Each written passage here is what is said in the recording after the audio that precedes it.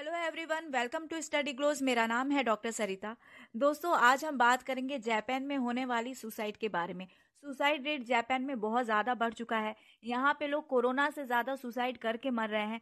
आखिर जापान जैसा जो देश है, इतना ज़्यादा एडवांस देश है, इसमें क्या रीज़न है कि यंग ग्रुप जो है वो सुसाइड की तरफ आकर्षित हो रहा है, जबकि जापान जो है वो हैप्पी प्लैनेट इंडेक्स में 58वें स्थान पर है। उसके बावजूद जापान में जिस हिसाब से सुसाइड रेट बढ़ रहा है, ये कंट्री के लिए बहुत ज़्यादा चिंता का विषय बन चुका है।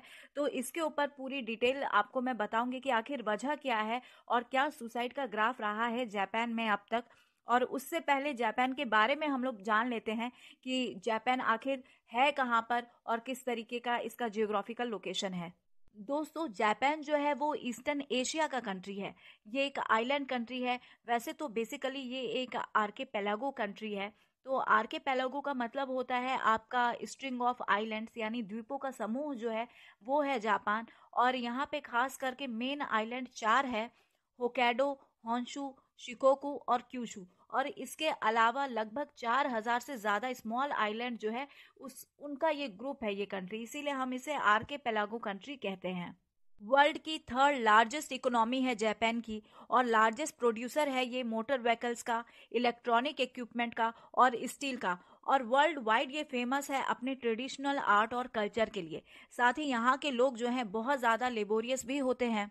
लैंड ऑफ राइजिंग सन कहा जाता है जापान को, और इस लैंड ऑफ राइजिंग सन में बहुत सारे लोग अपसेट हो चुके हैं और खुदकुशी को गले लगा रहे हैं। और एक फ्रेश रिपोर्ट के बारे में अगर बात करूं तो अक्टूबर मंथ में जापान में 2153 लोगों ने सुसाइड किया था, जबकि कोरोना की वजह से साल भर में 2087 लोग जो हैं उनकी मौत हुई थी। तो यहाँ पर कोरोना से ज्यादा सुसाइड चिंता का विषय बन गया है। जापान में पिछले साल 25,000 से ज्यादा लोगों ने अपनी जान ली थी, सुसाइड किया था।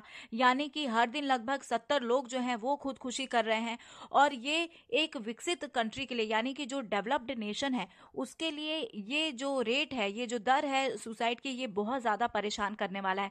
हालांकि अगर हम डेवलप्ड नेशन के बारे में बात करें तो जो साउथ कोरिया है वहां पर खुदकुशी रेट ज्यादा है, लेकिन फिर भी जापान जैसे एडवांस और डेवलप्ड नेशन के लिए ये जो सुसाइड बढ़ता हुआ रेट जा रहा है, ये वाकई में बहुत ज्यादा चिंता का विषय है। अभी हाल ही में हमने सुना था कि जो हाना किमूरा है, जो कि टेरेस हाउस नाम के इंटरनेट शो की कास्ट मेंबर थी, साथ ही वो प्रोफेशनली एक रेसलर भी थी।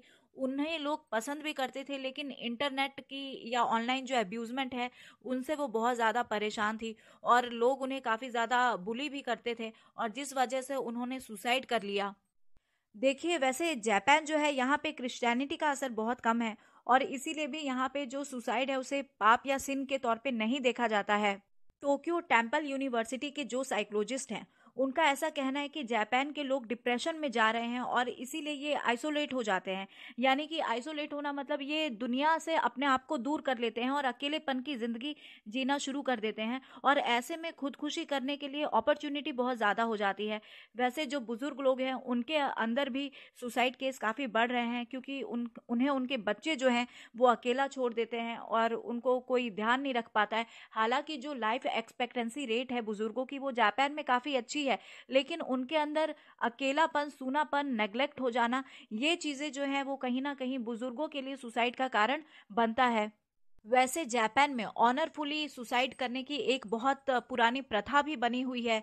खास करके जो समुराई सोल्जर्स होते थे, वो किसी कल्चरल इशू की वजह से अपनी जान ले लिया करते थे, और ऐसी प्रथा को सिपुको या फिर हराकिरी कहा जाता है। जापान में 20 से लेकर 44 साल के जो युवा हैं, उनकी खुदकुशी करने की दर जो है वो तेजी से बढ़ रही है। शुरुआत में 1998 में जो एशियाई मंदी आई थी, उस समय इनकी सुसाइड की दर बढ़ी थी।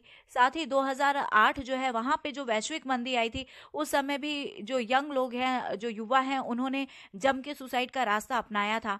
लेकिन एक और बात यह है दोस्तों कि जापान एक ऐसा कंट्री है जहाँ पे लाइफ टाइम एम्प्लॉयमेंट अपॉर्चुनिटी बनी रहती है। लेकिन दिक्कत और समस्या ये है कि लोग जो हैं वो अस्थायी यानी परमानेंट जॉब जो है उसके सर्च में रहते हैं।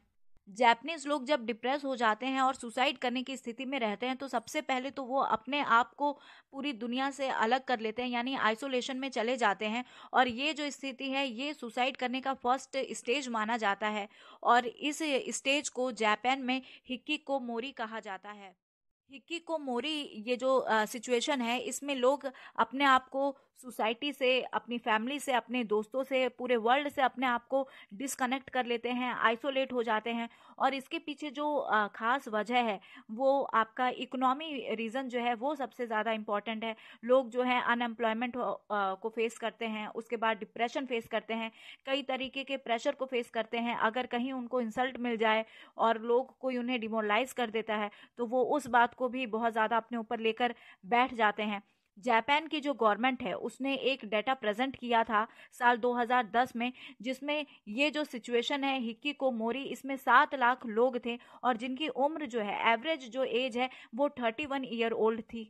देखिए दोस्तों, जापान में 1990 का जो दशक था उसे दी लॉस्ट डेकेड यानी खोया हुआ दशक कहा जाता है।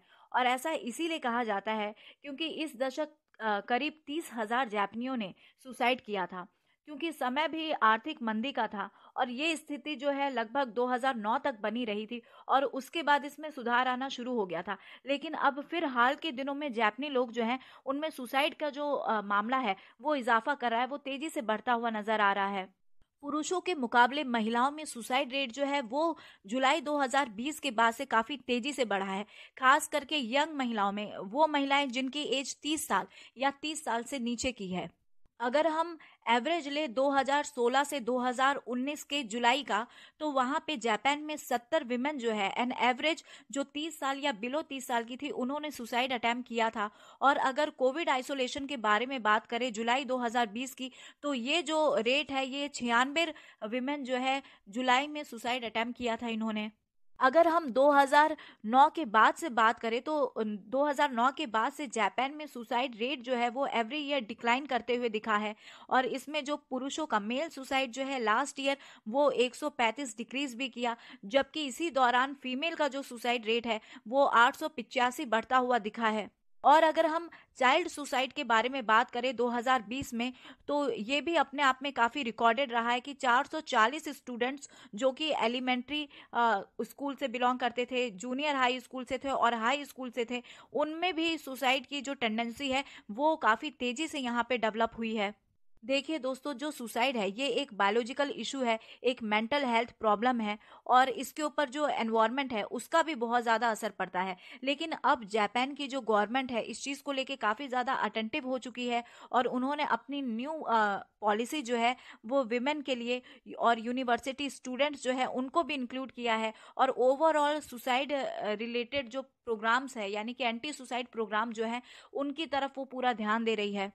2020 में 11 सालों में फर्स्ट टाइम जो है सुसाइड रेट जापान में बहुत ज़्यादा बढ़ा है। और वैसे ही मैंने आपको बताया कि मेल के कंपैरिजन में औरतों में ये ज़्यादा देखने को मिला है और औरतों में ये 15% जो है इंक्रीज होता हुआ दिखा है। और अभी भी ये दर जो है ये काफ़ी तेज़ी से ही बढ़ रहा है। तो वहाँ की गवर्नमेंट जो है बहुत ज़्यादा अवेयर हो चुकी है और इस तरीके से जो सुसाइड रेट है इसको किस तरीके से कंट्रोल किया जाए, इससे रिलेटेड जो पॉलिसी और नीतियाँ हैं वो बनाने में लगी है।